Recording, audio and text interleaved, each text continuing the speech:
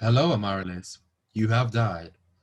Please don't start to beg or to protest. I can't do anything about it, and we have a tight schedule.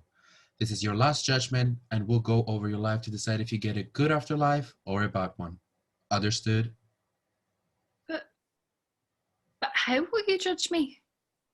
I mean, are we going to relive my memories or something? Because I don't really think that. Who's that? You can't just come in like that. You're way too early. I still had some things to explain. I was bored and the puzzle you gave me aren't fun. Didn't want to wait. That's not... You don't always get everything you want when you want it, Amaryllis. Wait. Is that me? It is, yes. When you were 5 years old. I didn't recognise it immediately because, well, I burnt all my childhood photos when I was a teen. But how can 5-year-old me contribute to judging my life? Well, as I was saying before, someone cut me off. We will first see the past by meeting younger versions of you. They will help us look back on different states of your life at 5, 15, 25, and 35. I don't know what a kid version of me will benefit to the conversation, though.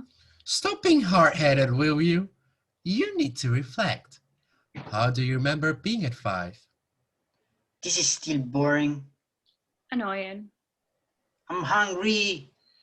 Just ignore her for a second. Like Dad does when he's not yelling at Mom. My parents? That's right, you're just a year before the divorce, aren't you? They were always arguing. They never cared about me except when I did something that bothered them. Like the time I sprained my ankle and he shouted at me that I was bothering him with my crying. Didn't even help me. He's scary, I don't like him. Me neither, but maybe if I hadn't been so scared of him, then they wouldn't have divorced. Maybe everything could have been different. I know that they only argued because of me. You're not responsible for it. He was an ass, and Mum is so much better off without him. Wait, was it not my turn? I'm pretty sure it was. Let me look at the time. Oh wait, that's right. There's no time here. Can't even make clocks work in this place. Anyways, yeah. Our father was a bastard. And if anything, divorce was a favour he did to us. And Mum. I hate kids. But just show them some sweets and it shuts them up. That's useful. I wish it worked with adults, so I guess a brick would work instead. No, please don't throw bricks at people. We did it, and you know it. Yeah, and I felt like shit about it for years. Also, you don't really hate kids. It's just Leopold and Emily that you can't put up with. I didn't sign up for years of changing to hellish spoiled brats, nappies, and serving as a free babysitter for hours on end. I hate that house. Thank fuck I don't have to go there anymore. I don't remember cursing this much, but I guess you're right though. I mean, you treated me really badly. Treated us. Either way, it barely felt like I was his kid. And the other two are just the apples of his eye, and it felt so unfair, unjust, biased, dishonest. I've got a whole thesaurus. I can keep going. wrong. Just wrong. I mean, they're his children, but I'm just like that weird cousin that no one mentions and who's remembered only when he needs something. Or I'm like the neighbour. No, it wasn't my turn yet, but I heard you, and I want to contribute to this conversation. You know what? Just get 25 in here. The schedule is all messed up now anyways. I'll be back soon. I left something on the stove. As I was saying, our father was a bad one. He was only interested in himself, Celia, Leopold, and Emily. When he called me to ask if I was able to come to Leopold's wedding, I was fuming. Come as a photographer, he said. But of course, for free, because there's no money business in family. The audacity of that man, I swear. We hadn't spoken for years, and he calls me to ask for a favour that I don't even want to do. For my stupid stepbrother, using an excuse that doesn't even sit right in order for me to do unpaid labour. I exploded when he said that. I remember. Yeah, that's right. Oh, it felt so good, though. I wish I had done it before, honestly. If I had known I was able to stand my ground, I wouldn't have waited so long to get a job I'm not overqualified for. Well, excuse me for being depressed. Mom doesn't just die every other day, you know. I meant after my master's 25. It's not our fault for getting stuck in retail for years. Mom? Mom is the best. I love her. She is. I love her too. The only good thing that came from her illness is that she won't have to bury us. That would have destroyed her. Her only child leaving before her. Yeah. Now it's just Sasha and Fog. At least they have each other. God, they were such a mess in uni. We all were. It took us so long to get together, and now we're moving in together in a few months. It feels so surreal. Wait, I don't know this yet. Tell me what happened. Does that like this type of rumours at 15? No, not really. But it's my life, so I'm interested in it somewhat. I always loved a good chaotic story. Plus, it's not like it matters in the long run anyway. If this is going to drag on, I at least want to be entertained. Well, in short, we met at the photography club and became friends in the first year. Well, mine and Sasha's first year. Fog was already in the third. I was kind of infatuated with them both, but I never said so, because it wouldn't have felt right to be just with one of them. And you know how polyamorous relationships are not very well regarded. Tell me about it. Yeah, and then they started dating a couple of years later. I was crushed.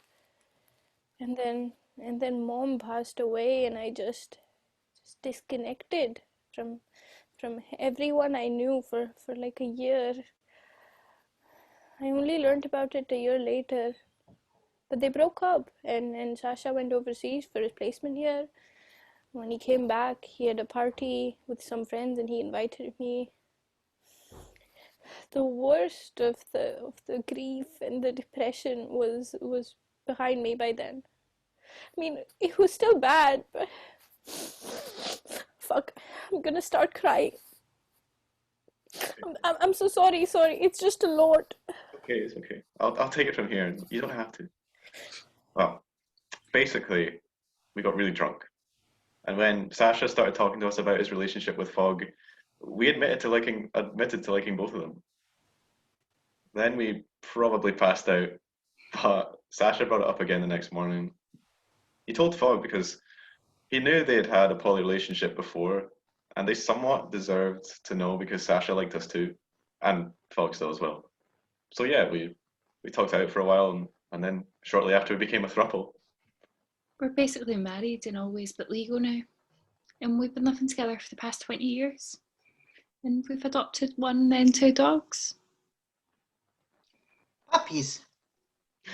Yeah. Rufus is a rescue. He's big, but he's a sweetheart. His hair's all black and curly.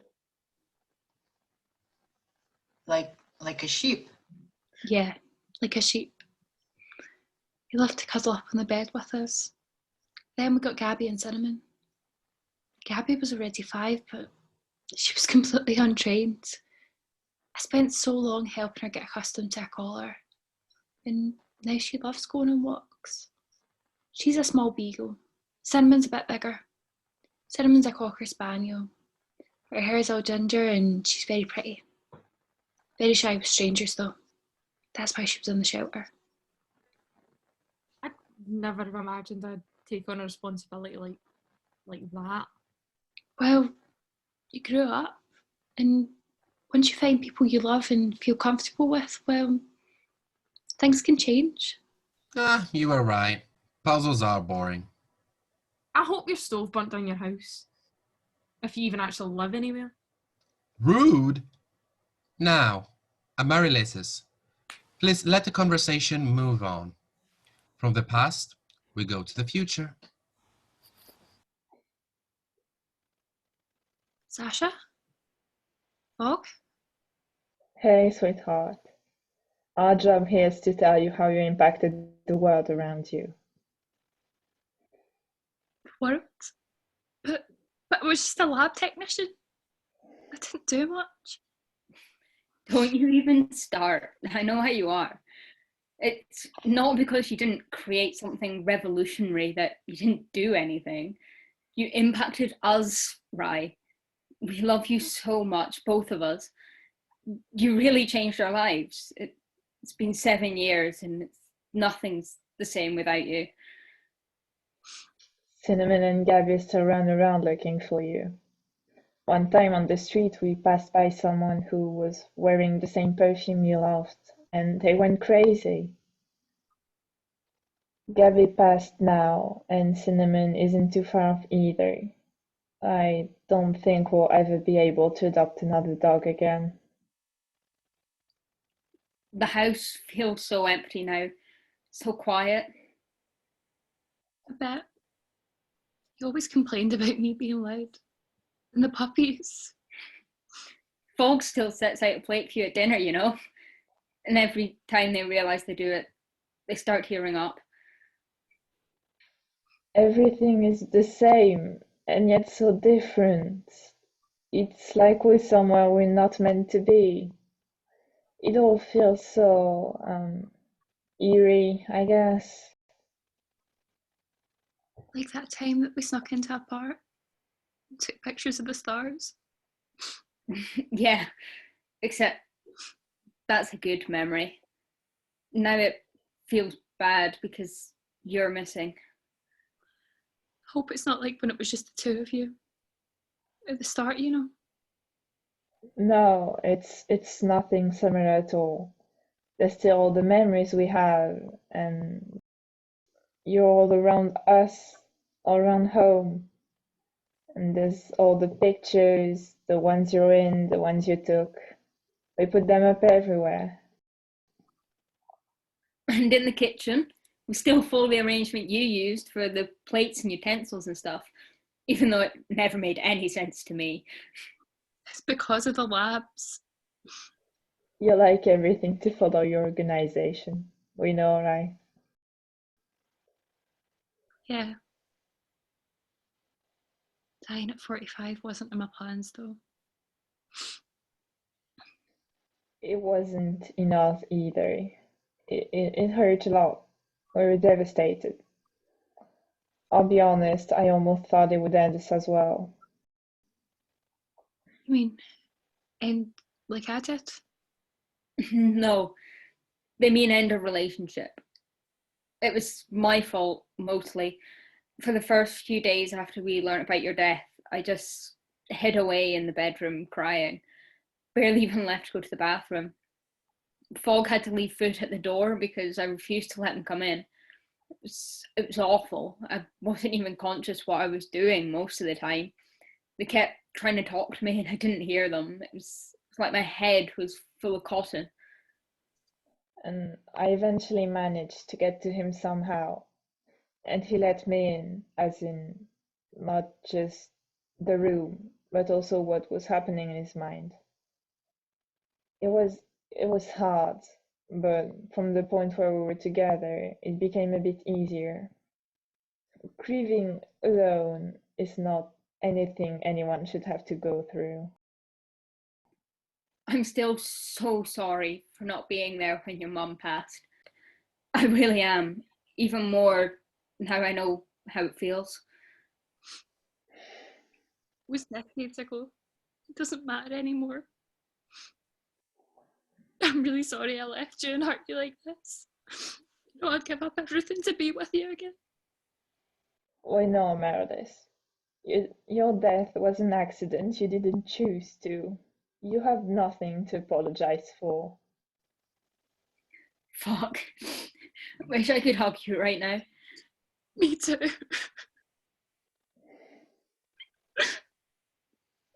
It looks like our time is running out. It is now time to get back to your everlasting present. Do you have anything you want to tell your younger selves? They won't actually remember it, but it could be cathartic for you. Yeah, I guess. 5. You should be strong, okay?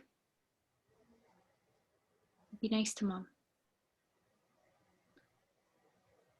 15. Keep working hard. It'll pay off in the end, even if you won't see it for a while. Also, please let yourself cry and feel things. The anger is just the way you protect yourself. 25. The pain. Well, it'll fade over time. Now, it won't ever completely disappear, but you'll learn to live with it. It'll get easier. The hardest time of your life is almost over. Please trust Sasha and Fog, but most of all, trust yourself. That's the most important. And 35, I'm so proud of how far you've come. Your job will change in a few years and that'll be really scary, but you'll be so much happier with it. Have a good time with the puppies. Take care of them, okay?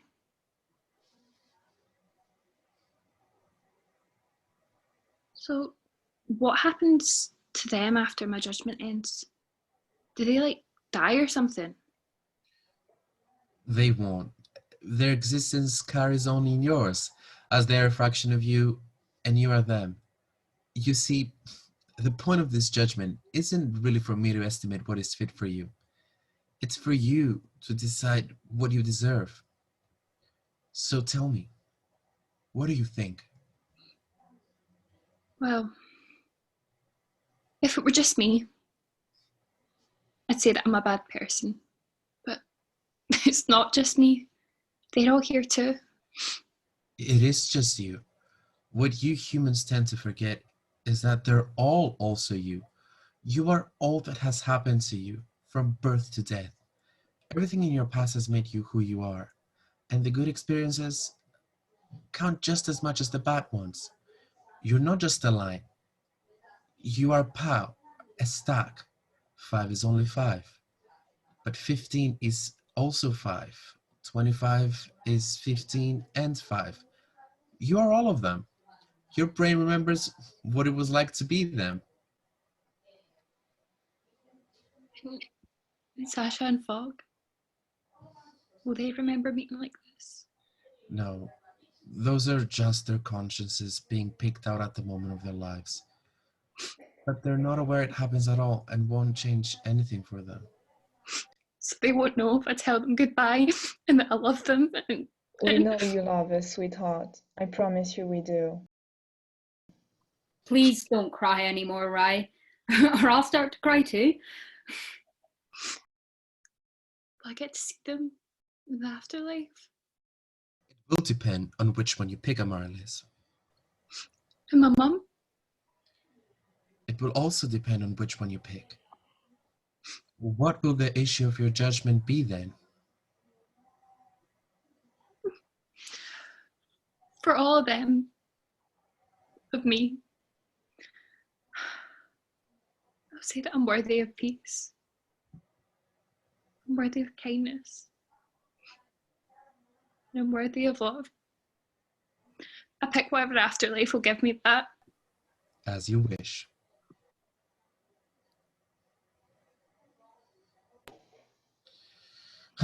Humans are so complicated. What even is the use for a schedule anymore?